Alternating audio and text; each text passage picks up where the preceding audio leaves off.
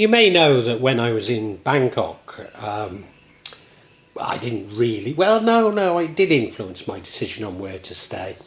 I found out that there was a Javanese mosque or masjid, and so I wanted to stay reasonably close to it, which I did. And what I thought I'd do is I'd compare and contrast these with the mosque that I go to in Yogyakarta. Now, comparing Yogyakarta and Bangkok is perhaps a little unfair. Of course, Bangkok is a capital city, whereas Yogyakarta is only it is an autonomous region within Indonesia, but nevertheless, capital of that area. Bangkok is probably now about 14 million of the entire area, whereas Yogyakarta is what, 4.5 million at best, the metropolitan area. Now, the Javanese Mosque in Bangkok is just off Soi Ramarudri, and it's in Lumpurhini. But for those of you who know, that's pretty central. I mean, it's not bang on the centre, but it's pretty central.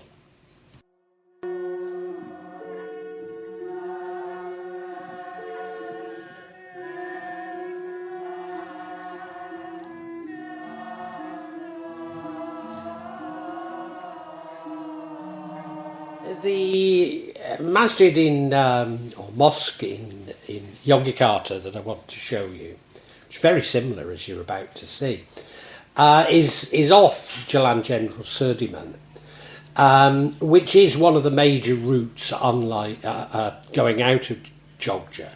So it's a little unfair to compare the two, but both are about the same distance from the centre, if indeed one could say that there is a centre in either cities. Both aligned with offices, although in Bangkok there's more residential apartments, etc. To a certain degree, this sort of reflects the makeup of cities in Indonesia, and that is offices would tend to be along main roads or in central business districts. Whereas houses would tend to be in more residential areas.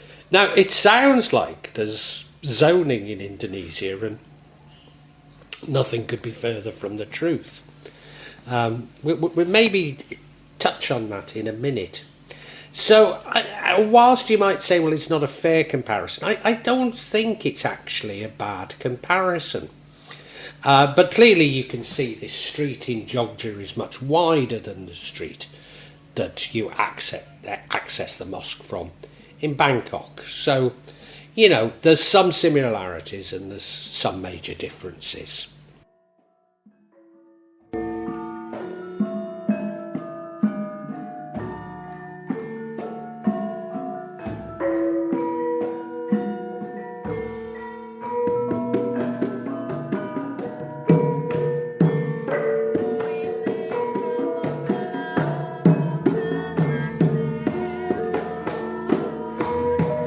Now, the actual mosque in Bangkok was a little bit difficult to find. You had to cross a railway track, amongst other things. I got the impression that it was quite a poor area, whereas the mosque in Yogyakarta, I wouldn't call it affluent, but it's certainly not as poor. It's a similar sort of area, though. Certainly, traditionally, this area in Bangkok had been inhabited by people originally from Java, and you might ask, what are they doing in Bangkok? Well, they were actually brought over by the Japanese military as slave labour in rural Thailand initially. Although there have been Javanese communities in Bangkok, smaller ones for some time.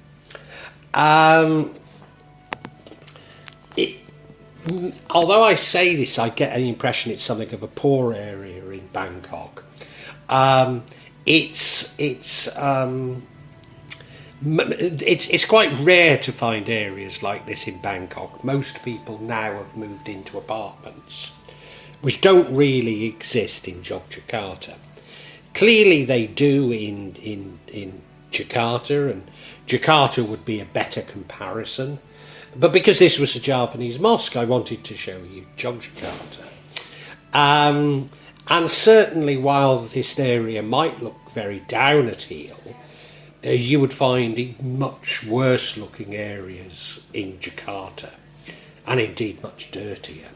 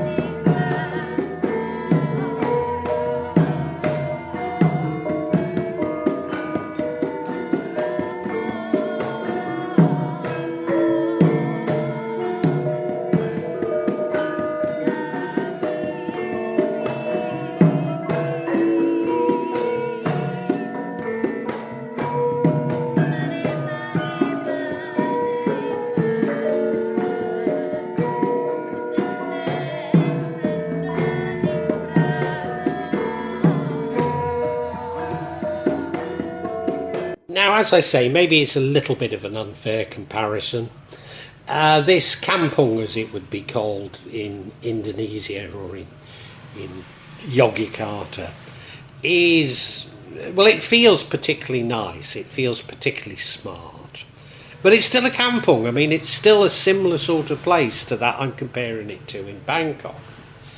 But you can see it is very well kept. There's no litter. And not at all like a kampung in Jakarta, which is why I say maybe it's an unfair comparison.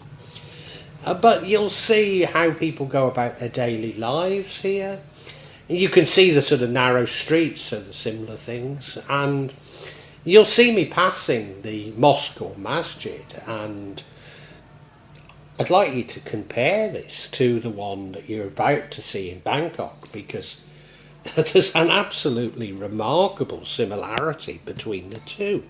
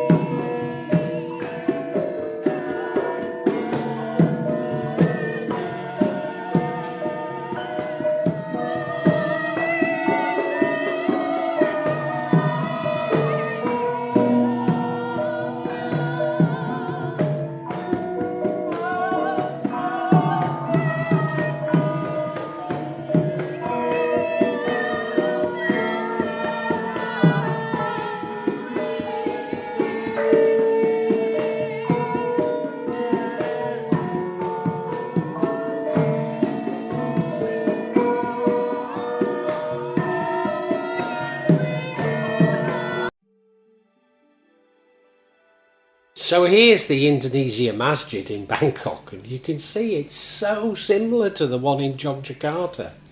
I mean, it is a Javanese masjid, so I mean, it will be built using the same tradition. In fact, both are